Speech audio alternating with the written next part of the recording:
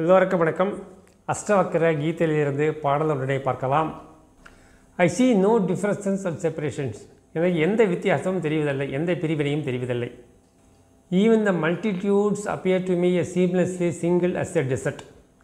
இந்த உலகத்தில் என் கண்முன்னே தோன்றும் பிரபஞ்சம் எல்லாம் ஒரு பாலைவனம் போல் தோன்றுகிறது, எல்லாம் ஒன்றாக தோன்றுகிறது, எல்லாம் இறைவனாக இறைநிலையாக தோன்றுகிறது. எனக்கு எந்தவித வித்தியாசமும் வேறுபாடும் தெரிவதில்லை என்கிறார் அஷ்டவக்ரர். டு வாட் ஷுட் ஐ கிளிங்? இதில் நான் எதை பற்றி கொள்ள வேண்டும்?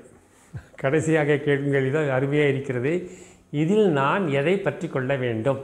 எனக்கு எதுவுமே வித்தியாசம் தெரியவில்லை. இருப்பது எல்லாம் ஒன்றாக தெரிகிறது, இருப்பது எல்லாமே ஒன்று, அது ஒன்றாக தெரிகிறது. அந்த ஒன்றில் எதை பற்றி கொள்ள வேண்டும்? அந்த ஒன்று என்னையும் சேர்த்தது.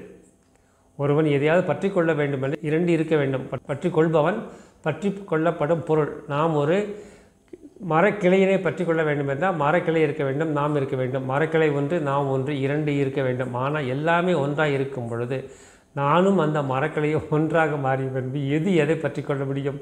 என இதைத்தான் அஷ்டவக்ர கீதை. எனக்கு எந்த வித்தியாசமும் தெரியவில்லை, எனக்கு எல்லாமே ஒன்றாக தெரிகிறது, எல்லாமே இறைவனாக தெரிகிறது. நானும் இறைவன், என்னை சுற்றியுள்ள இந்த பிரபஞ்சமும் இறைவன், இறைத்தன்மை உடையவை.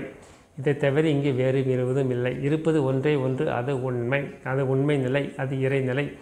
இதில் எதை நாம் பற்றி கொள்ள வேண்டும்? எனக்கு எதையோ பற்றி கொள்ள வேண்டிய அவசியமில்லை. ஏனென்றால் நான் மிகவும் சுதந்திரமானவன். சுதந்திரம் இல்லாமல் பயந்து கொண்டு இருப்பதுதான் எதையாவது பற்றி கொள்ள வேண்டிய அவசியம் ஏற்படுகிறது. ஆனால் சுதந்திரமாக இருப்பவருக்கு எதையும் பற்றி கொள்ள வேண்டிய அவசியமில்லை. தைரியமாக இருப்பவருக்கும் எதையும் பற்றி கொள்ள வேண்டிய அவசியமில்லை. ஆனால் பற்றி கொள்வதற்கு அங்கு எதுவும் இல்லை. ஏனென்றால் இருப்பது ஒன்றே ஒன்று, அது இறைவன். அந்த இறைவனை நாம் பற்றி கொள்ளலாம்.